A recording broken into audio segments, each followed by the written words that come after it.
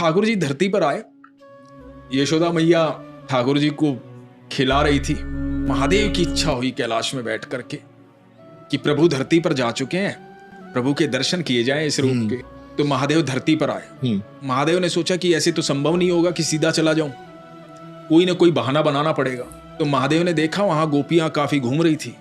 गोपियों के अंदर बात फैलानी शुरू की कि जाकर कहो नंद के घर पर मैं बहुत बड़ा भविष्यद्वक्ता हूं, ज्योतिषी हूं। महादेव का रूप देख करके यशोदा मैया घबरा गई।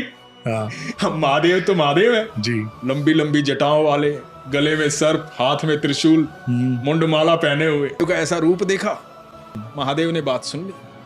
महादेव ने कहा क्या हुआ मैया, पर लल्ला के दर्शन करवाओ, मिलवाओ लल्ला से। यशोदा मैया ने कहा कि नहीं, आपका रूप ऐसा है इंसान डर जाए। बोले मैया आपको नहीं पता, आपका लल्ला तो शेषनाग की शैया पे सोता है, तो लल्ला को देखना है। जो लल्ला आपके घर आया है उसको देखना है। वो बोले नहीं, मैं तो देखूंगा, मैं तो भविष्य बताऊंगा उसका।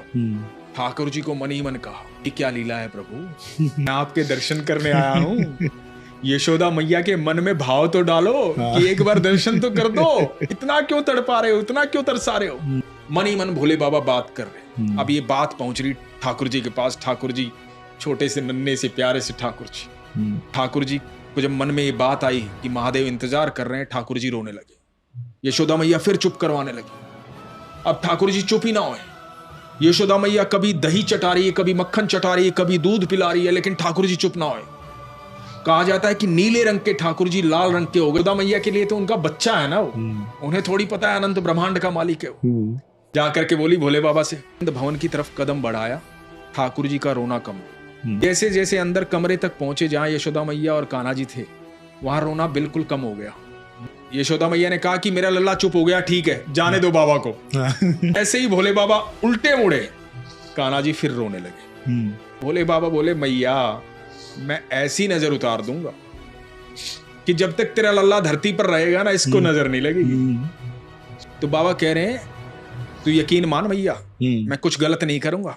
उसका चेहरा दिखा, पालने में लिटा, मैं उसको देखूंगा तभी तो नजर उतारूंगा। पालने में लिटाया ठाकुर जी, और जैसे ही पालने में ठाकुर जी को लिटाया, महादेव ने दंडवत प्रणाम किया ठाकुर जी को। तो यशोदा मैया ने कहा कि बाबा आप तो ऐसे दंडवत प्रणाम कर रहे हो कि जैसे मेरा लल्ला कोई भगवान हो।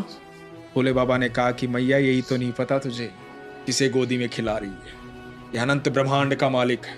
और तब भोले बाबा ने अपनी वो श्रृंगरी निकाली और वो बजाई, वो जो शंख जैसी होती है, और वो आवाज सुनकर के जो मुस्कुराए ठाकुर जी मुस्कुराते हैं तो अनंत ब्रह्मांड मुस्कुराता है।